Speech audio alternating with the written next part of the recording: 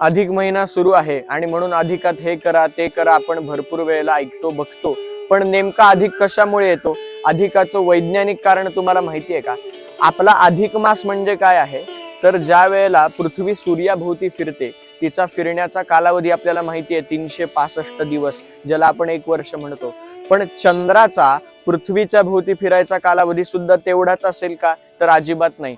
चंद्राला पृथ्वी भोवती फिरायला 354 दिवस लागतात. आणि आपली जी कालगणना आहे, आपण जे महिने आपण साजरे करतो, चैत्र, वैशाख, ज्येष्ठ, आषाढ, हे सगळे चंद्राच्या भ्रमणाने असतात.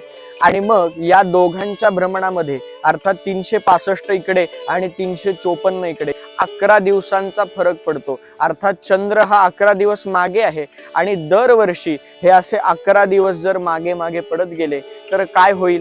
दर 3 वर्षांनी सगळे सण एक एक महिना अलीकडे सरकायला लागतील. अर्थात एक दिवस असा येईल की चैत्रामध्येच आपल्याला गणपती बाप्पा बसवावा लागेल, पार्थिव गणपती करावा लागेल. ही गडबड होऊ नये, हा गोंधळ होऊ नये म्हणून आपल्या शास्त्रकारांनी पूर्वीच्या काय केलं, तर दर 3 वर्षांनी ह्या आलेल्या 33 दिवसांची क्षती भरून काढायला म्हणून अधिक मासाची योजना केली. आणि म्हणून अधिकामध्ये 33 या आकड्याला फार महत्व आहे.